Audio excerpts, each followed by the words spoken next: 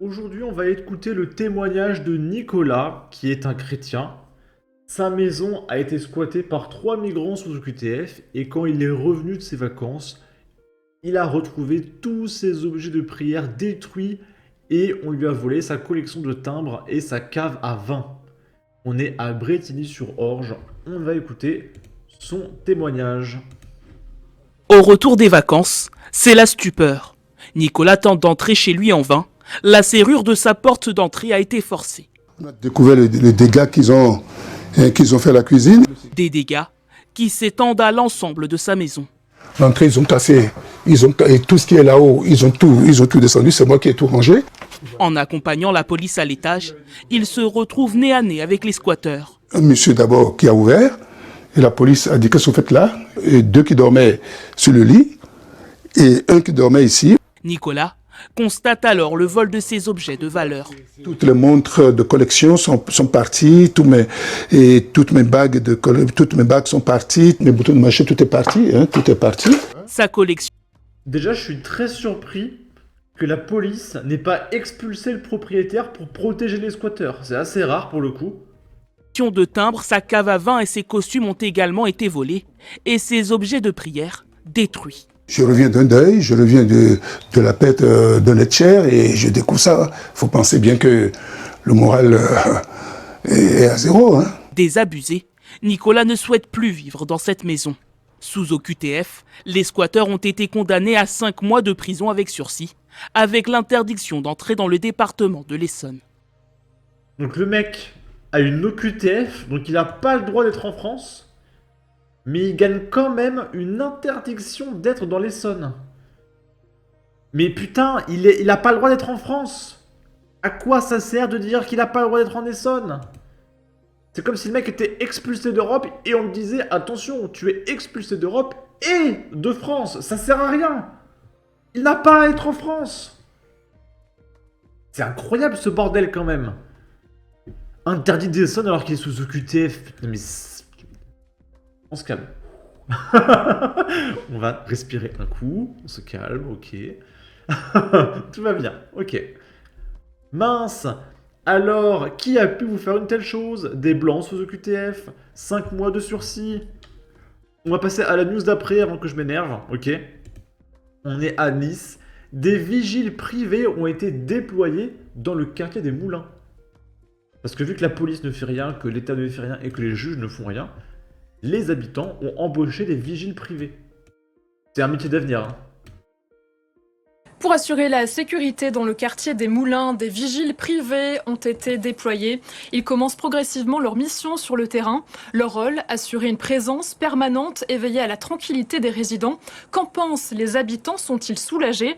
Nous sommes allés leur poser la question. Témoignage recueilli au micro de Dario Divial avec Émilie Flamin. Je trouve que c'est une bonne chose pour la sécurité des jeunes, des gens, de tout le monde, quoi. Voilà. C'est une bonne chose. Moi, j'ai des enfants, des garçons. S'ils ont voté pour Jean-Luc Mélenchon ou Emmanuel Macron, ils n'ont pas le droit de payer des vigiles privés. C'est pas mérité. Et je trouve que c'est très très bien. Ça peut reculer un peu les choses en arrière, un peu. Je suis âgé, j'ai peur de qu'est-ce qui se passe maintenant. Le problème, c'est que tant qu'il y a des consommateurs, eh ben, il y a des vendeurs. S'il n'y avait plus de consommateurs, c'est ça qu'il faut faire. C'est pas un vigile ou deux qui changera grand-chose. Oui, c'est pas suffisant du tout. Déjà, ils sont peu nombreux. Vu les problèmes qu'il y a, c'est pas assez. Beaucoup du quartier a pensé que le fait qu'il y ait les Jeux Olympiques, qu'on va recevoir le monde entier, la mairie fait un coup d'éclat, voilà, et que après que les Jeux Olympiques soient finis, ça redevient comme c'était avant. Ils ont pas intérêt à voter Macron et Mélenchon, ces gens-là, hein, je vous le dis tout de suite. Donc on paye des impôts pour avoir une police nationale, des impôts locaux pour une police municipale, et il faut encore payer pour avoir des vigiles privés. Et au final, la sécurité des habitants n'est toujours pas assurée. Ceux qui les payent devraient pouvoir déduire les salaires versés des impôts. Le gouvernement a fait la collecte des armes des Français honnêtes, et maintenant les Français se retrouvent à poil face à cette délinquance. N'est-ce pas le travail de l'État français? À quoi ça sert s'il n'est plus capable d'assurer cette mission essentielle? Où partent les impôts monstrueux qu'ils prélèvent pour faire ce travail? Des dons qui choquent personne, qui se battent contre des moulins à vent. Certains sont dealers eux-mêmes. Voilà, on y arrive. La privatisation de tout pour arriver à la fin des États. Création d'emplois, Macron est content. Bref. Pour assurer la Et pour finir, on va revenir sur une affaire. Souvenez-vous de Georges, ce mec qui a été assassiné en Belgique. En gros, petit récapitulatif de l'affaire. Donc, il est roumain et il a osé. Il a osé rouler quelques minutes en territoire belge et il s'est fait tuer. Parce que c'est impossible de survivre en France ou en Belgique, d'accord? Et du coup, il y a des jeunes qui ont pris une plaque d'égout et qui l'ont jeté sur son camion et il est mort. Et du coup, sa femme a dû prendre le contrôle du camion pour éviter un carambolage et qu'il y ait 25 victimes, d'accord? Et bien, suite à ça, il y a un nouveau témoignage. En fait, ils n'en sont pas à leur coup d'essai. Il y a une passante qui va témoigner, qui elle aussi s'est pris une plaque d'égout, mais elle a survécu. Et c'était quelques jours avant le drame. Et si ça vous intéresse, je vous mettrai en commentaire et en description le lien vers ma vidéo. Adieu Georges, 50 ans. Je suis sous le choc.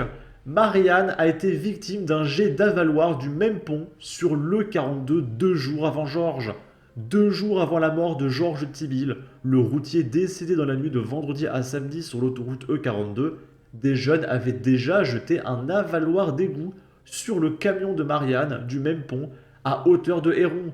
Ce dernier, donc c'est un homme, du coup c'est Marian ou Marianne, je vais dire Marianne, c'est pas grave. Ce dernier témoigne ce lundi soir dans les colonnes de Eschalen. Nous sommes le 9 mai dernier vers 1h du matin. Marianne, chauffeur routier d'origine roumaine de 38 ans, habitant à Grimbergen, conduit son camion en direction de Liège. L'homme travaille pour la société de transport GLS à Bruxelles. Presque tous les soirs, il emprunte l'E42. La route est calme jusqu'à ce que l'homme arrive à hauteur de Héron, en province de Liège. Sur le pont de la rue des Forceilles, plusieurs personnes sont postées à la rambarde. Il voit 3 ombres, vraisemblablement des jeunes du Jeunistan. Il ne comprend pas tout de suite ce qu'ils font là. On aurait dit que l'un d'entre eux allait sauter sur l'autoroute. Je ne voulais pas avoir ça sur la conscience, alors j'ai immédiatement freiné, explique Marianne. Le chauffeur entend alors un violent choc sur le toit de sa cabine. J'ai tout de suite vu qu'une plaque d'égout, avait quasiment percé mon camion. Le coin supérieur gauche de ma cabine était cabossé. J'ai regardé dans mon rétroviseur et j'ai vu des morceaux de métal et de plastique de mon camion qui jonchaient la route. Il voulait me frapper. Marianne se gare immédiatement sur la bande d'arrêt d'urgence, sort de son véhicule et aperçoit les 3 ombres s'éloigner du pont dans l'obscurité. Je me suis alors rendu compte que des types avaient délibérément jeté un lourd couvercle d'égout sur mon camion, poursuit l'homme. Je ne sais pas pourquoi, mais ils voulaient me frapper. Ils ont attendu que je passe presque sous eux. Cela leur importait peu que ce couvercle atterrisse sur ma tête. Marianne appelle ensuite la police qui arrive 20 minutes plus tard. Une enquête est ouverte. Les policiers ont été impressionnés par les dégâts, précise-t-il. 2 jours plus tard, les faits se sont malheureusement répétés au même endroit avec une issue encore plus dramatique. La mort de Georges, un routier de 50 ans, lui aussi d'origine roumaine. Cette fois, la plaque d'égout aurait été attachée à une sangle. Le parquet n'a pas confirmé ce point lundi soir, mais le projectile a transpercé le pare-brise du camion et le conducteur a été tué sur le coup. Sa compagne, qui se trouvait à ses côtés, dans la cabine, a pu reprendre les commandes du véhicule et éviter un drame encore plus grave. Je réalise maintenant que j'ai échappé au pire. Marianne ne connaissait pas personnellement la victime, mais se dit en état de choc. Une demi-heure avant le drame, vers 1h du matin ce vendredi soir, je m'approchais de nouveau du pont lorsque j'ai vu 2 jeunes qui se tenaient contre la rambarde dos à l'autoroute. J'ai immédiatement commencé à paniquer, pensant qu'ils allaient à nouveau me jeter une taque d'égout, comme 2 jours plus tôt. Mais heureusement, il ne s'est rien passé. Je m'en suis tiré avec une petite frayeur. Mais une demi-heure plus tard, ils ont mortellement frappé mon confrère. Je réalise maintenant que j'ai échappé au pire. Perturbé, le chauffeur routier est maintenant en arrêt maladie. J'ai peur de repasser sous ce pont. C'est comme si je n'étais plus en sécurité nulle part pendant mon travail. Marianne a demandé une aide psychologique. Je n'arrête pas de penser à la famille de Georges. Je ne sais pas pourquoi ces jeunes ont fait ça. Ils doivent être punis. Sauf qu'il me semble que la justice belge est un peu similaire à la justice française. Donc est-ce que les mecs vont être relâchés? C'est possible. Ok. En tout cas, n'hésitez pas à donner votre avis, votre opinion, à partager, liker, commenter. Ça aidera au référencement de la vidéo sur YouTube. Abonnez-vous, suivez-moi sur Twitter et à la prochaine pour de futures vidéos. Ciao!